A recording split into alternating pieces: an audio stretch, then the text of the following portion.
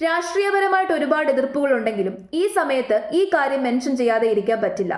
നമ്മുടെ പ്രധാനമന്ത്രിയെ പലപ്പോഴായിട്ടും പലരും കളിയാക്കി വിളിക്കുന്ന ഒരു വാക്കുണ്ട്, ഊരുതണ്ടി എന്ന്.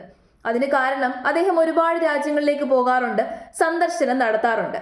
പലരും തെറ്റിദ്ധരിച്ചേക്കുന്നത് അദ്ദേഹം അവിടെയൊക്കെ പോകുന്നത് വെറുതെ കറങ്ങിയടിച്ച് കാഴ്ചകൾ കാണാനാണെന്നാണ്. എന്നാൽ അങ്ങനെയല്ല എന്ന് ഇപ്പൊ എല്ലാവർക്കും മനസ്സിലായി കാണും. അദ്ദേഹം അങ്ങനെയൊക്കെ പോയതുകൊണ്ടാണ് ഇപ്പൊ ലോകരാജ്യങ്ങളിൽ 90% ഇന്ത്യയോടൊപ്പം നിൽക്കുന്നത്. പരോക്ഷമായിട്ടെങ്കിലും അവർ ഇന്ത്യയെ സപ്പോർട്ട് ചെയ്യുന്നെങ്കിൽ അതിനൊരു കാരണം നമ്മുടെ പ്രധാനമന്ത്രി തന്നെയാണ്. ഇനി വേറൊരു കാര്യം പറയാം. നമ്മുടെ രാജ്യം ഒരുപാട് ഡിഫൻസ് എക്യുപ്മെന്റ്സ് വാങ്ങിച്ചു കൂട്ടാറുണ്ട്. റഫേൽ പോർ വിമാനങ്ങളും S-400 ഒക്കെ വാങ്ങിച്ചപ്പോൾ രാജ്യത്തിനകത്ത് നിന്നും പുറത്തു നിന്നും ഒരുപാട് കുറ്റപ്പെടുത്തലുകൾ നമ്മുടെ മിനിസ്ട്രി കേട്ടിട്ടുണ്ട്. എന്തിനാണ് ഇങ്ങനെ അനാവശ്യ ചെലവുകൾ, എന്തിനാണ് ഇതൊക്കെ വാങ്ങിച്ചു കൂട്ടുന്നത് എന്ന് നമ്മുടെ പ്രതിപക്ഷം പോലും കുറ്റപ്പെടുത്തിയിട്ടുണ്ട്. എന്നാൽ അതൊക്കെ വാങ്ങിച്ചു കൂട്ടിയത് എന്തിനാണെന്ന് ഇപ്പൊ എല്ലാവർക്കും മനസ്സിലായല്ലോ.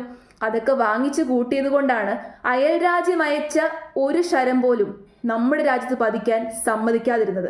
അതൊന്നും ഇല്ലായിരുന്നുണ്ടെങ്കിൽ നമ്മൾ എന്ത് ചെയ്തേനെ? ഇപ്പൊ ലോകരാജ്യങ്ങൾക്ക് മുമ്പിൽ മുഴുവൻ ഇന്ത്യ അഭിമാനത്തോടു കൂടിയിട്ട് തല ഉയർത്തിപ്പിടിച്ച് നിൽക്കുന്നത് ആ എക്യുപ്മെന്റ്സിന്റെ ഒക്കെ ബലത്തിലാണ്.